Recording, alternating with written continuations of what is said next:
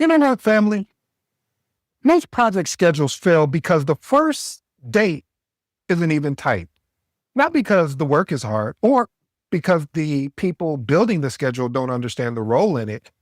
And if your team doesn't value the process, they'll never own the deadline. Today, we're going to fix that. See, there I was taking over another project that was already in flight. At this point, I don't even ask why me anymore. I just kind of sigh and accept that this might be my professional destiny. Okay, I know I'm having a pity party. Excuse me. Let me get back to the topic. Good or bad? Honestly, probably both, but I digressed. I called my first weekly meeting and told the team, hey, listen, we're going to focus today on building out a project schedule. Before I could even get out the next sentence, someone interrupt me. The smart one in the room.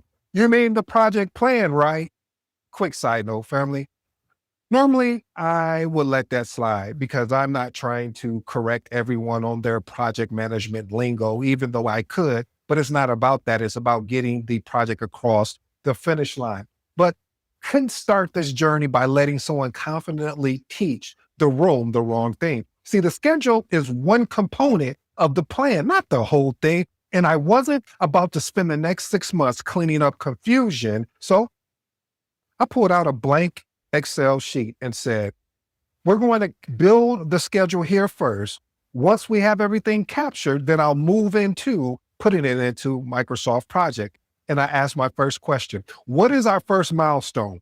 Let's list the task that got us there. That's when someone else said, and I'll never forget this, oh, we thought you were going to build out the schedule for us. Let's be honest, family. Don't judge me when I'm about to say less. Next. See, my internal reaction was, we might need to get this person drug tested because this makes absolutely no sense. See, this is out of my control, but I kept my cool. I came back to ED. I told the team the value of the schedule comes from the people doing the work. You'll know more about these tasks than I ever will. My job is to organize the truth, not guess at it. And that's when the room got quiet, not defensive, but just thoughtful to the case of, I think he's onto something. Because see, no one had ever explained their role in the planning process. And that silence was my opening. This is what takes us to principle number one. Principle number one, don't assume the project team understands the value of being in the room. See, many project team members and stakeholders don't see why they need to be present during schedule planning. In their mind, you're the project manager. You should figure it out. You see, I'm pointing back because it's so true, family. See, they don't realize the schedule is only as accurate as the information provided. This is getting good to me, family. So I'll take my time with it. Watch how I unpack this. See, they want to skip over the conversations and then you end up building plans, or I should say schedules, that have a lot of instructions in it. It has a lot of non-clarity in it. So instead of us really working on what the reality is, let me explain why this is important, family. If the people doing the work are part of the building of the schedule, they won't feel responsible for the dates. Message. Anytime I say message, that means you want to clue into this particular part here. If you're a project manager or even thinking about getting this thing that I love, that I hope you fall in love with, call project management. But what I am saying here, family, is that the people doing the work, if they're not part of the schedule, they will not appreciate the dates that are being put into the schedule. They will push back and then claim, oh, well, the timeline is unrealistic, or they'll distance themselves from the missed deadlines, what we call ducking accountability. When you bring them into the process up front, you shift the relationship from your schedule, the project manager, to her schedule. This creates ownership with people follow. Experiment with these actionable tips. Open the meeting with transparency.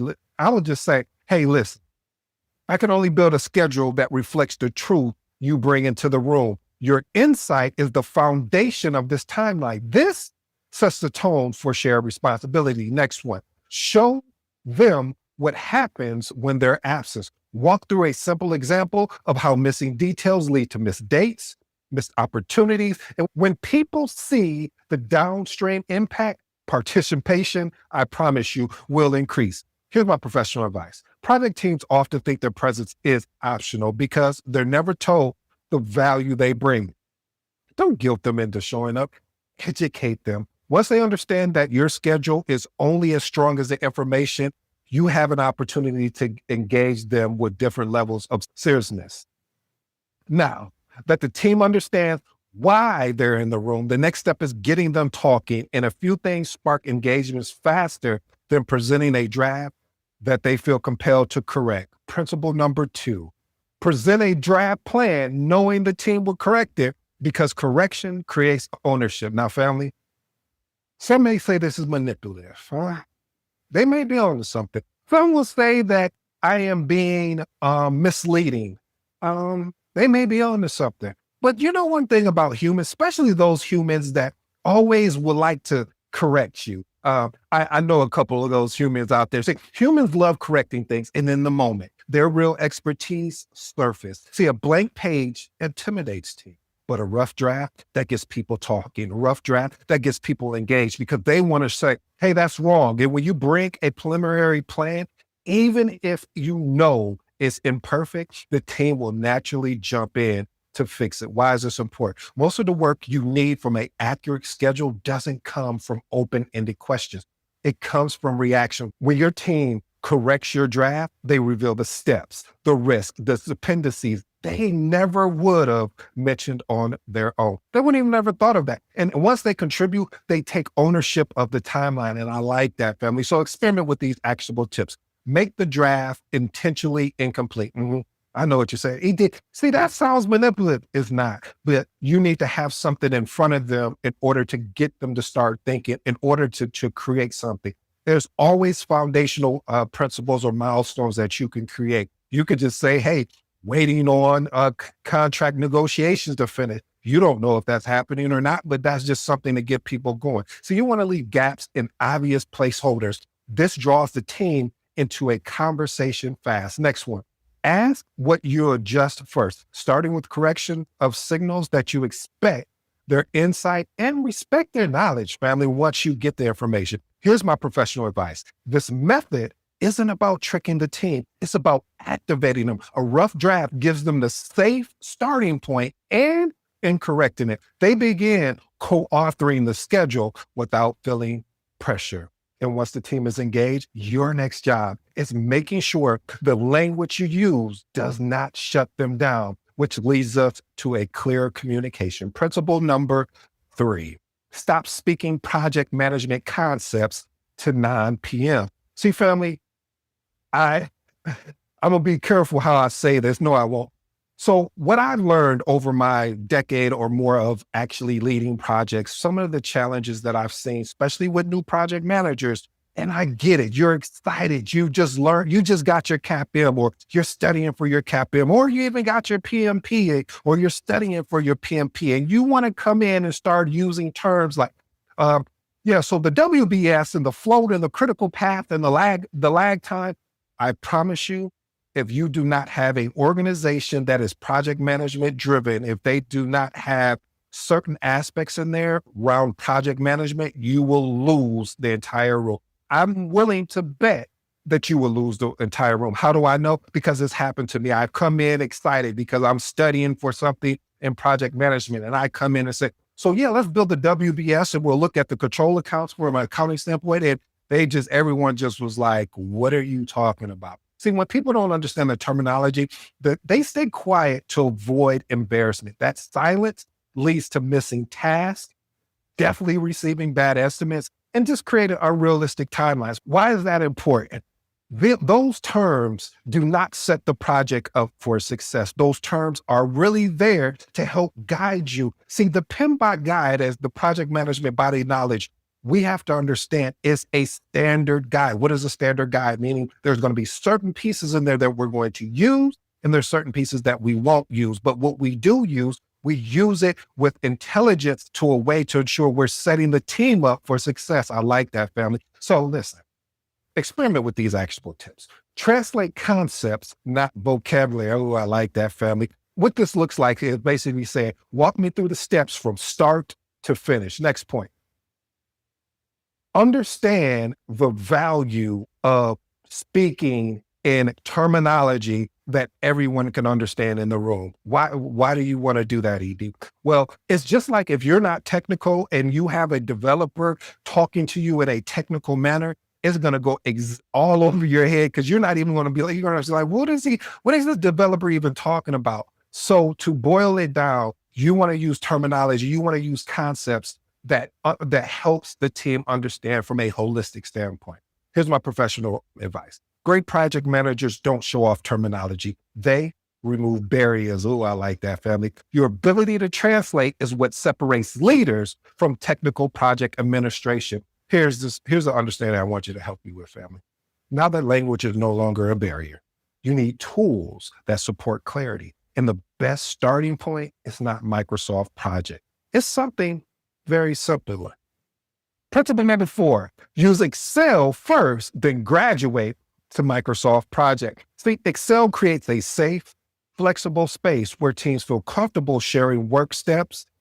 Microsoft Project, it's a very powerful tool, but it's really a great tool as well. So a lot of times you'll see teams get very intimidated when you bring up a Microsoft Project and you start building out the schedule there. So start with an Excel. It helps gather raw tasks, raw dependencies, and then what you want to do so the team won't get overwhelmed, then you move on to the next step. See, this is important because most teams will shut down when the first conversation happens inside a Microsoft Project tool. See, Excel, it really just removes the psychological barrier. Once the information is clear, Microsoft Project becomes your execution tool, not your brainstorming pad. Experiment with these actionable tips. Capture everything in a simple table. This is very simple, family. I would create columns: task, owner, duration, and dependency. That's enough to get the truth out there. Next point.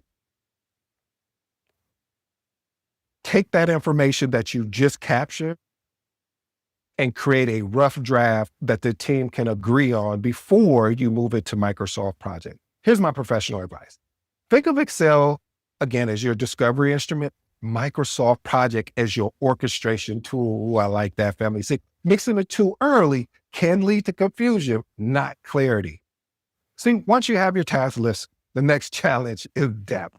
Making sure every deliverable is understood with zero room for interpretation. Principle number 5, break down deliverables until there's no ambiguity. A deliverable that is too high level, I promise you, it will lead to confusion, missteps, and most of all, inaccurate estimates. If you can take a task from 5 different things to 5 different people, your timeline is already in trouble. Why is this important? Ambiguity is where missed deadlines hide. When work isn't broken down enough, the team fills in the gaps with assumptions, and assumptions, they create delays. So experiment with these actionable tips. Use the 10-second rule. If a task can't be explained clearly in 10 seconds, break it down further. Next one, ask, how will you know this is done? Basically, what we're trying to do is create a completion criteria for us around clarity and reveal hidden steps you may need to capture. Here's my professional advice, family. Decomposition isn't a paper exercise. It is a clarity exercise. The better you break down tasks, the safer your schedule becomes. And once deliverables are clear, the next battle is negotiating realistic timelines without damaging the trust or momentum. Principle number 6, use a structured negotiation frame to challenge timelines without starting a fight. See, when team members give you quick estimates, 2 weeks, 3 weeks, a month, those numbers are often guesses or emotional safety nets. I know I shouldn't have said that out loud, but we already know that's the truth. See, challenging them directly leads to friction. Using a structured approach, though, pulls the trust in and creates truth without the conflict. Oh, I like that, family. Why is this important? Timelines built on unexamined guesses, they end up collapsing. Timelines built through structured negotiation earns commitment because they reflect real work, real constraint, and real experiment with these actionable tips. Here's a framework that I created called CORE, C-O-R-E. Clarify the work, outline constraints, reality check, and establish a commitment, not an interest. I like that, family. Next one, ask what needs to be true for the estimate to hold. This uncovers assumptions and exposes risk early. Here's my professional advice, family. Your negotiation style should feel collaborative, not confrontational. When you uncover the truth with the team instead of against them, commitment becomes natural. Here's the thing, family. Even the perfect estimates fails if the person responsible isn't actually available, which is our next principle. Principle number 7, align on resource availability, not on wishful thinking. See, schedules fall apart when they assume people have time they don't actually have. Most team members are kind of probably juggling multiple projects, operational work, emergencies, ticket management systems, meetings, and administrative tasks. You get where I'm going. This is important, family, because a timeline isn't built on task duration alone. It's built on capacity. Ignoring availability is one of the fastest, and I do mean the fastest ways to lose trust with leadership and frustrate your team. So experiment with these actionable tips. Ask for actual weekly capacity, not a job title. And I do this, the job title thing, because someone with a full-time in their title may have only 6 hours a week for your project. Next one, validate commitments with their manager when needed. This protects your timeline and avoids any future escalation. Here's my professional advice, family. Resource planning is political. Navigate it respectfully. When you demonstrate that you respect the team's workload, they'll respect your schedule. Once you've accounted for capacity and constraints, your next step is validating the draft, privately, of course, before locking everything down. Principle number 8, socialize the draft before finalizing it. I know that seems like common sense, but a lot of times what we think is that the draft that we created with the team is good enough. See, teams often reveal their real concerns in one-on-one conversations. This is why I always tell you, family, always have an opportunity to create one-on-one conversations with your project teams instead of in the group setting. See, sharing the draft privately gives people space to offer honest corrections without the pressure of the audience. Why is this important?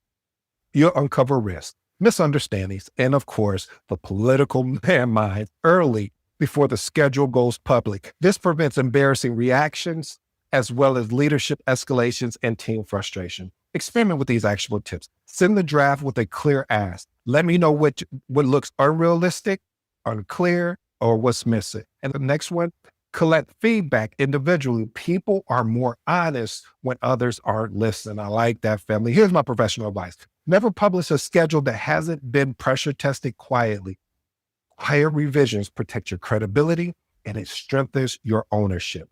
With these principles in place, you're not just building a schedule, you're building alignment, you're building ownership. You have created a space where teams feel confident and comfortable that you've collaborated something together to build an amazing schedule. Here's the truth.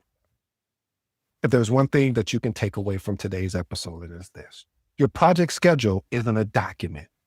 It's a negotiation.